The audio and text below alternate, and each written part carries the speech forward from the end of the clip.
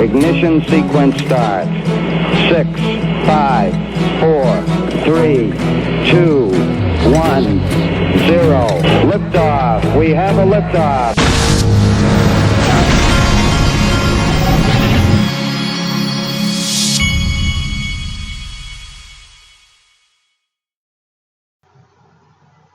Hey everybody, this is the Digital Asset Investor, and I am having my coffee and trying to wake up here, but I found a lot of information this morning. Got the first thing here from Bob in Deep, and that is at Bob in Deep XRP. I'm sorry, I was sitting here looking at my computer. It's Friday and my computer likes to start to slow down on me. I should have done a restart. After I do this video, I'm going to do a restart just because I know I can tell when this computer's acting up. Okay, this first article, there's a section of this I want to read to you, and this is about Trump advisor Larry Kudlow. No rate hikes in my lifetime. The importance of cryptocurrency as a means of financial independence became starkly apparent on Thursday when Trump economic advisor Larry Kudlow made the bold and shocking claim that we wouldn't see another rate hike in his lifetime. The economist is 71 and has excellent federal health care benefits, so either he's not feeling particularly optimistic about his prospects, or he's confident that Trump will rule the Federal Reserve by proxy through at least his second term. Either way, it's an odd claim.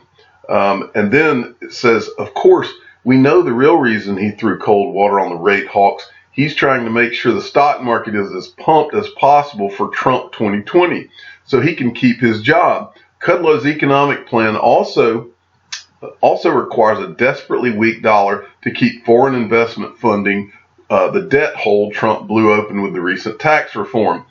I've never seen a more compelling argument for Bitcoin than the corruption and mismanagement that infects so many governments and central banks. Usually these are in nations like Zimbabwe or Venezuela, where abuse of power has permeated every inch of public governance. However, disastrous monetary policy festers in the first world too. Naturally, a deflationary asset like Bitcoin could be a lifesaver for people who have faced hyperinflation, but many reports have suggested that it isn't such a compelling idea in a developed world where sturdy mediums of exchange exist. This argument ignores the fact that the damage isn't always immediately apparent. Exactly. When it happens in the United States and some of these larger countries, it's going to happen, and people they'll wake up one morning and not realize what just happened to them. And the other point that I want to make here is this is talking about the Trump administration, but time has proven it doesn't matter Democrat, Republican, it doesn't matter what side of the aisle these politicians are on. Every politician figures out a way to make it easier on themselves with monetary policy. And every politician going into their election does monetary policy that will benefit them in that they look at short-term gains in making the economy look good instead of long-term destruction of their country's economic situation and what their money is worth. And so this guy's actually, I've grown up watching him. He's a conservative guy, but they know darn well that keeping these interest rates where they are is a disaster waiting to happen. Okay. And next, I got this from, I believe this is XRP Crypto Wolf. Yes. Now, folks, this is my favorite show on television, and he caught this and I didn't catch it. Did anyone else watch the new Impractical Jokers episode? Sal Vulcano was doing his punishment, and the guy on the right had a Coinbase shirt on. He was giving Sal a bad tip, so he probably does work at Coinbase. Mainstream mass adoption for crypto is coming. Now, folks, I don't know about everywhere else in the world, but in the United States, this show runs on True TV, and it runs around the clock. I haven't seen a show in the last 20 years that is as popular as this show. It's running all the time, and it's hilarious, and that's why I watch it all the time. But they had a Coinbase shirt being worn by one of the guys on the show. How awesome is that? As I've said before, this adoption, as it comes, is going to be wrapped all around you. Next, I got this from the Digital Rookie, at Digital Rookie, and he sent me this. And this is from a guy named Doms_invest, at Doms_invest, and he published Money and Payments in the Digital Age, XRP to become the global bridge asset. He published this on Medium, and this was after he watched and read about the meeting that the IMF had in Washington, the Money and Payments in the Digital Age, and he got something out of here that I had forgotten to bring up. I'm just going to read you a section of what he wrote. He said, this is about the IMF, and Jeremy Allaire from Circle was there, and there was a few other people. He says, they also spoke about digital SDRs. The special drawing right, SDR, was created by the IMF as a supplementary international reserve asset in the context of the Bretton Woods fixed exchange rate system. The issue of the Triffin's dilemma and global liquidity problems was never going to be solved with only fiat currencies in the current system. This SDR basket may have to become a basket of CBDCs tokenized as currencies, or simply just XRP instead of the basket of currencies. However, this directly contradicts the need for a level playing field, so that means it can't just be XRP. What people mustn't forget, though, is that XRP and XRPL is on all the documentation for the Interledger protocol and was even created by the same people. So we have the digital special drawing rights, and this is likely to become a basket of digital currencies so that there is a level playing field. It needs to be fair, and there needs to be competition to breed evolution and healthy innovation so we can move forward, progress, and thrive. XRP is not only going to be the first major crypto in this basket, it will be the standard. So I firmly believe this. I've said all along, XRP will be a global bridge asset, and this is one of the functions that it will serve.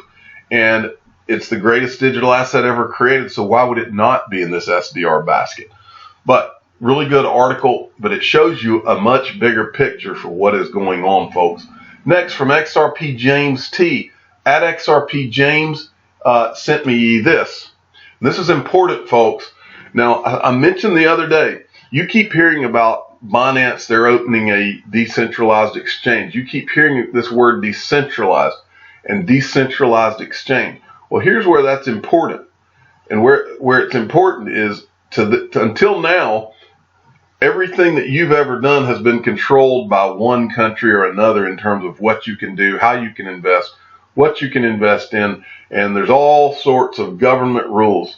When we start talking about decentralized exchanges, what we're talking about is complete privacy, not having to input all your information and give it to someone, being completely decentralized, not tied to any one government. And this is a big deal, but it's giving an opportunity to hackers. Binance DEX. Now, they haven't launched it yet, but they're in the testnet phase right now. Well, Binance DEX phishing email seeks to steal private keys. All right, I just want to read you a little section of this. There's a fake email that's going around that pretends to be Binance DEX. In the fake email being sent to users, the message itself is fairly clear and straightforward. The sender announces the official launch of Binance DEX and includes a registration link. As a part of the message, recipients are also informed how there is a 3-day period for registration where users can sign up for the DEX using their private keys. That is the first red flag in this email, as private keys should never be shared whatsoever. To make use of the registration, users are asked to click a link which redirects them to a site mimicking the real Binance DEX site. All right, folks, do not give anyone your private keys. And Binance is not sending out this email. Don't click on a link in some email. Okay, moving along. CZ's, this is from Sergeant Obi-Wan. CZ's patience ends. Binance to delist Bitcoin SV, question mark. All right, what this is about, this is an article that he's tweeting out here. What happened is CZ Binance, who is the CEO of Binance, he says Craig Wright is not Satoshi. Any more of this shit we delist. And he's tweeting a Bitcoin magazine article where it's basically just refreshed fights between, remember folks, Bitcoin was forked into Bitcoin Cash. It was forked again and it was into Bitcoin SV. Well, there's some kind of split. I don't understand all of that, but there's a split. You got Craig Wright, who claims that he is Satoshi Nakamoto, and then you've got Roger Ver in the Bitcoin Cash camp. Well, anyway, it exposed a very obvious problem with these proof of work digital assets, because all these guys are going back and forth bragging about how they'll destroy the other. And I made the point when all this was going on, these guys aren't even thinking about what they're saying, but they're telling the world that their digital asset is not decentralized because they're claiming they can win a battle because they're more powerful. Well, that screams to investors in the world, well, if you're more powerful, that means this is not decentralized.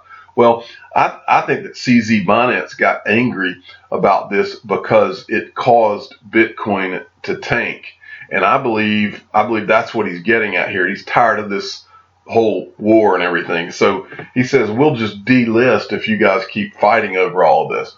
And then this is towards the bottom of his feed. He said, this guy says, careful, he'll try to sue you. He's referring to Craig Wright. And then CZ Bonnet says, oh, and it won't be the first time, and we learned a few things. The losers pay for our lawyer fees. We have a number of very good, expensive lawyers. And then he says, the problem for most people is you have to front the legal costs, which can mount to millions of dollars. Fortunately, we can deal with it. One of the key problems with most legal systems around the world today. I completely agree. And then this guy comes in and says something, and CZ replies to that. I normally don't get involved in debates, pick sides, etc., but this is going too far. I also didn't like the fact that the fork caused BTC to drop below 6,000, which caused pain to many in the industry. And so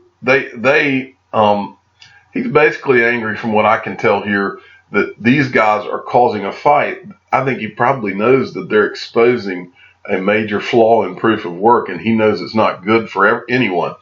All right, moving along. Michael at VAL5 Links sent me this. Cardano ADA will emerge from 2019 more decentralized than any other network, says Charles Hoskinson.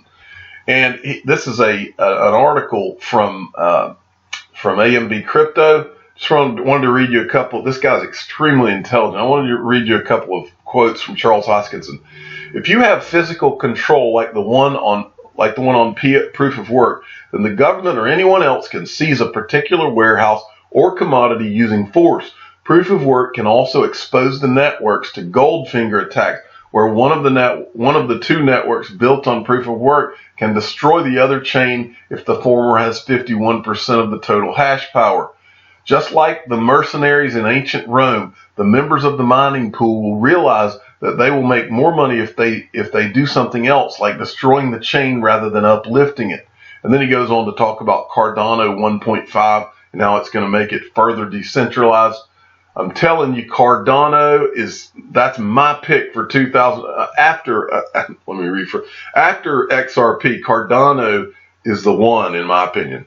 Remember, Cardano is serving a different purpose. It's more of a smart contract platform. I believe Cardano is going to beat EOS and Ethereum like a drum. I don't believe Ethereum has a chance at all compared to Cardano and EOS. Okay, next. This is from Jason XRP at CP Pilots 2017. He sent me this. Yesterday I talked about Vechain a little bit, but I didn't go over Briar Capital and the importance of that. Briar Capital formed strategic partnership with Vechain. This is an article from back in January 2018. But it's important that you understand who Jim Briar is. Jim Briar, a billionaire venture capitalist, became famous after investing millions in Facebook back in 2005. This bet proved to be the most lucrative deal in the history of venture capitalism. He has stated in recent interviews that he sees massive potential for blockchain. And then he goes, Jim Briar explained why he decided to add Vechain to his portfolio. Sonny Liu has a strong vision to set a new industry standard for blockchain projects. I agree with Vechain's hypothesis that enterprises will accelerate the adoption and development of blockchain technology. I am most interested in Vechain's top percentile crypto team. Additionally, I've found Vechain's enterprise partnerships and deep relationships with PwC and DNV GL to be compelling. Breyer currently is very active in the Chinese investment community and has a big influence in China. On the picture below, you can see him standing right next to the Chinese president with the CEOs of Apple, Facebook, and Alibaba also in the picture. That's him right beside the president of China.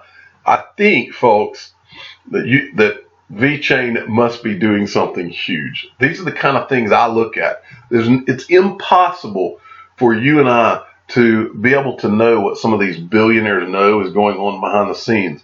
And so it's important to watch what they do, not what they say, but what they do. And what Breyer Capital, I believe that's Breyer Capital, what they're doing is they're investing in Vechain. That's why the digital asset investor, that's one of my investments.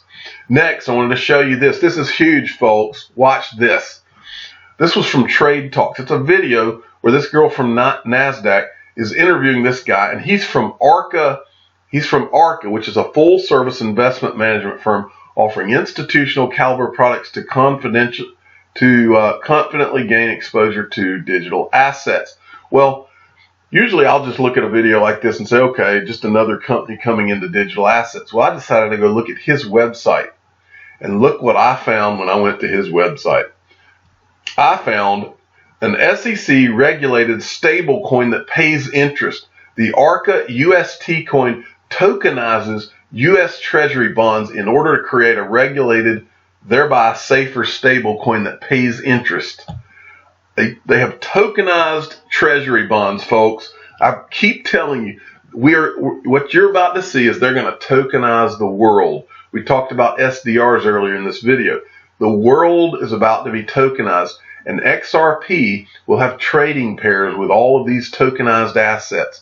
Whereas we've got 170 billion or so in the market today, we're talking trillions, folks, because when they start tokenizing all of these other assets, we're talking about trillions. And I keep saying this. I tweeted last night that right now I'm a permanent investor until we hit, say, 500 billion in the market, because then it just becomes, it's going to become a matter of, are we talking 5 trillion? Are we talking 20 trillion, 100 trillion? But it's going to be in the trillions. But this is look what they're talking about. This is a stable asset. It's going to invest in short-term security bonds as a safe haven asset. It's going to pay interest, redeemable to USD. You'll be able to, it says our coin is redeemable quarterly, allowing the investor to move seamlessly between fiat and the U.S. Treasury coin. It's federally regulated. And then, so anyway, that's huge right there. This is the first one I've seen like that.